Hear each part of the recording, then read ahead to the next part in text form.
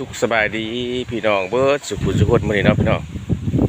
เป็นจังได๋ทางบ้านพี่น้องมื้อนี้วันที่เท่าไหร่มัน30เนาะที่30บ้านพี่น้องเป็นคือกันอยู่บ่เนาะคือว่าลมว่ามืดมื้อนี้ฝนสิตกบ่จักพี่น้องเบิ่งหาท้องฟ้ามืดครึ้มเลยลมก็ลมได้มื้อนี้อยู่หัวอยู่สวนคือเก่าพี่น้องเอ้ยย่างมาใหญ่แบ่แม่น้อยห้องแบ่อยู่นี่นะบรรยากาศก็เป็นสีครึมๆมื้อนี้เอ้ย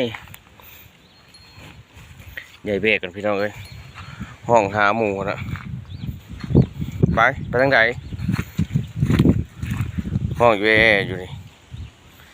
บ้านพี่น้องก็เอิ้นแบ่คือกันอยู่บ่เนาะเพิ่นน่ะแบ่4ตัวผู้หมู่ไปทางพุ่นน่ะห้องหาหมู่ของเดี๋ยวไปน้ำหมูปล่อยบ่ได้พี่น้องเอ้ยแบ่ตัวนี้สวนหมูไปแบ่ตัวนี้บ่อยู่พวกอื่นน่ะบ่ไปเพิ่นได้ไปเจ้าเขาจึงได้มัดเพิ่นไว้นี่บ่ให้เพิ่นไปไกลเนาะบ้านพี่น้องก็เป็นคือกันนี่บ่พี่น้องเบิ่งก็หัวสวนเขาเลยอยู่ในนี้หมูก็จะมาลงพี่น้องคนละมื้อแต่ไหลแต่ละมื้อนี่ไหลหมูก็เจ้ามันมาลงหนองพี่น้องลงหนองขอยลงหนองปูหนองปลานี่กินผักกินหญ้ากินโอ้ยเบิ่งเห็นบ่พี่น้องไหลอยู่คู่มือพี่น้องเอ้ยเขาบ่ผูกบ่มัดให้เฮ็ดได้ซะเบิ่งดึกก่อนใส่พี่น้องเขาบ่ผูกบ่มัดที่จะได้โอ้ยมาละโสกันพี่น้องเอ้ยตัดมาทั้งพี่น้องเบิ่งในมักบวบเพิ่นเกิดเองนี่พี่น้องอันนี้อ๋อเอามาสูบดอกแมลงนี่เบิ่งนี่ยอดเป็นยอดงามเอามาสูบกันพี่น้องเอ้ยภายในพี่น้องเคยกินสูบผักนี่เขาจะเด็ดยอดมากินสูบกินแมลงเนาะมากินกันเด้อพี่น้องเคยกินอยู่บ่วันพี่น้องสูบผักสูบหญ้าเก็บยอดบักบวบอยู่สวนคือกับพี่น้องเอ้ยมื้อนี้วันหยุดวันเสาร์วันอาทิตย์หยุดพักละพักการแต่เฮาก็มาหัวมาสวนคือเก่าเก็บผักหน่อพี่น้องเก็บผักหน่อกินหัวอยู่สวนมื้อนี้มาเด้อมากินนำกันพี่น้องมาแลงที่สุกผักมือแดงที่สูบพักกินอยู่ก็เป็ดก็ไก่พี่น้องได้น้อยหนึ่งเดี๋ยวไปเก็บผักแล้วใส่กันอีกย้อนบักบวบให้พี่น้องมาเบิ่งพี่น้องเป็ดข่อยไข่หลายเป็ดข่อยไข่พี่น้องได้เศร้าปลายหน่วยผู้ใดเช่นี่ผงมาดูนี่พี่น้องเป็ดแม่เดียวได้เศร้าปลายหน่วยเศร้าปลายพองเนาะ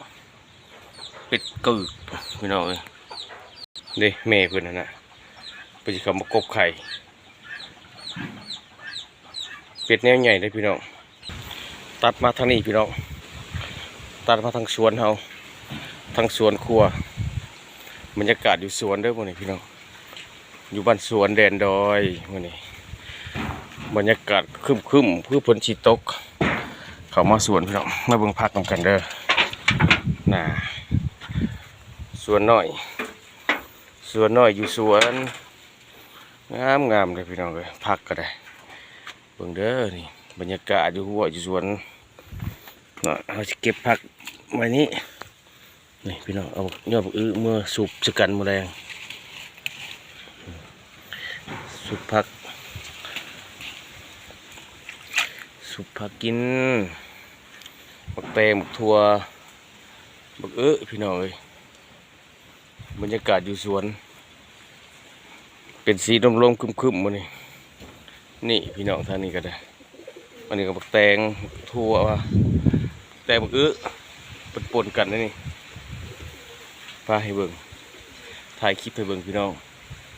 บรรยากาศแบบนี้ โอ้มาเรียกว่าใหญ่ที่พี่น้องจนสุกบ่นี่จนสุกพี่น้องมันมาบางใหญ่หนึ่ง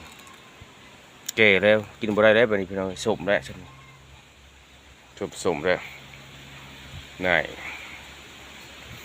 บรรยากาศนี่พี่น้องมักแตงหน่อยตัวนี้มันจะกินน้ำกันนี่เป็นนี่สิแซ่บได้พี่น้องแบบนี้ล้างก่อนปลูกแบบธรรมชาติเฮาบ่ได้ใส่ปุ๋ยเคมีพี่น้อง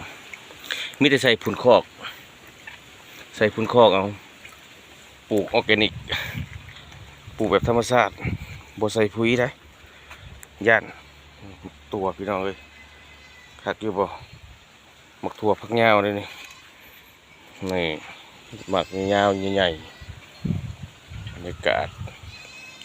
พอไปลงตลาดพี่น้องพอบริสุทธิ์เพิ่นหวานพี่น้องครับมาเลยพี่น้องเนาะพยายามมากินเด้อมันก็เป็นมันแก้ว